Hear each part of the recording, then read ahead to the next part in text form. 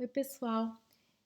Esse vídeo vai fazer parte da série de conceitos que nós vamos deixar aqui no canal. E para começar a falar de conceito, acho que é importante conceituar o que é a infecção pelo HTLV. Eu sou a Tatiane Assoni e eu vou contar um pouquinho para vocês a história desse vírus. Para a gente entender um pouquinho como aconteceu a descoberta do vírus HTLV, a gente tem que voltar lá no tempo para entender uma primeira coisa. No início da década de 70, já se tinha a hipótese de que os retrovírus estavam associados com alguns tipos de cânceres e eles poderiam também causar alguns tipos de cânceres em humanos. Só que até então não existia uma maneira de cultivar células T in vitro por longo prazo.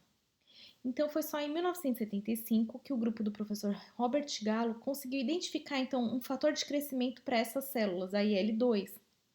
E a partir disso, conseguiu então se estudar tanto a imunologia dessas células quanto cultivá-las por longo tempo em seus laboratórios.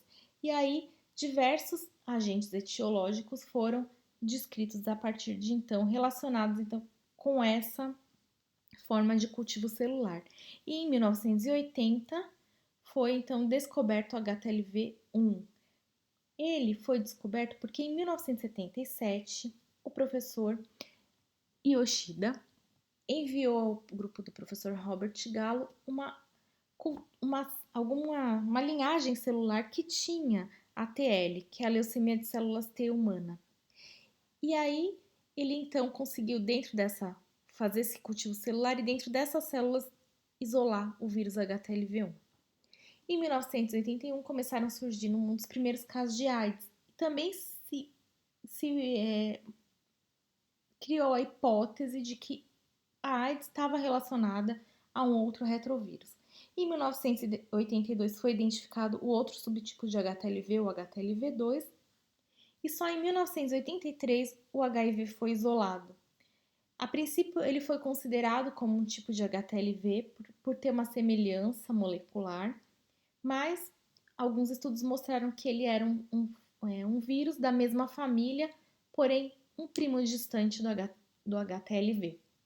Em 1985, uma outra doença de caráter inflamatório foi descrita pelo professor Antônio Gessan, numa população da Martinica, a mielopatia associada ao HTLV, que é uma doença neurológica.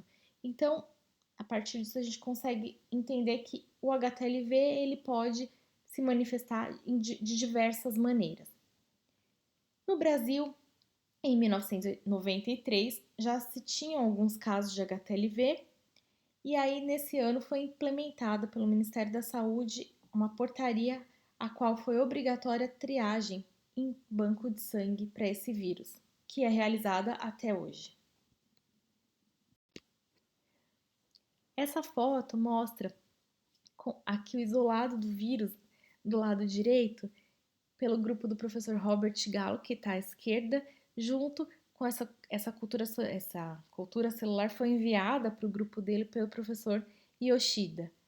E aqui eu tenho uma foto com ele e eu coloquei para vocês saberem quem é o professor Robert Gallo. Então, ele abrilhantou, ele deu vida à retrovirologia, a gente pode dizer assim. Se não fosse os primeiros trabalhos feitos por ele, a gente não teria descoberto o HTLV, muito menos conseguido fazer então essas culturas celulares de longa duração. Bom, mas o HTLV ele é muito mais antigo do que a gente pode imaginar. Ele foi isolado numa múmia do Chile, que foi encontrada no Chile, e ela foi datada com mais de 1.500 anos. Então, esse é o primeiro relato do vírus HTLV em seres humanos. Ou seja, ele está bem adaptado ao nosso organismo. É um vírus que já convive com os humanos há mais tempo do que se imagina. E aí, a gente cai nessa questão, né? Quantas pessoas no mundo vivem com HTLV? Estima-se que cerca de 5 a 10 milhões de pessoas hoje no mundo vivam com HTLV. No Brasil, as estimativas são de que 800 mil pessoas estejam infectadas por HTLV. Porém, esses números eles não são precisos, porque não temos a notificação compulsória ainda em nosso país. O Japão é um país também que tem uma prevalência muito alta desse vírus, cerca de 1.200.000 pessoas. E, lógico, campeão de endemicidade no mundo é o continente africano, com 4 milhões de pessoas vivendo com HTLV. Nesse slide eu vou mostrar para vocês que olha como o HTLV ele é diferente, né? Aqui mostra uma partícula viral infectando uma célula. Em vermelho é uma célula, em verde fluorescente é a partícula viral e o outro verdinho é uma outra célula. Então, eu preciso do contato célula a célula para que essa transmissão ocorra. Então, isso é um mecanismo complexo.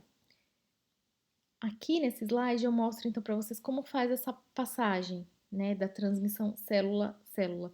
As proteínas virais, elas vão ser transmitidas e elas vão entrar no receptor celular através dessa sinapse celular.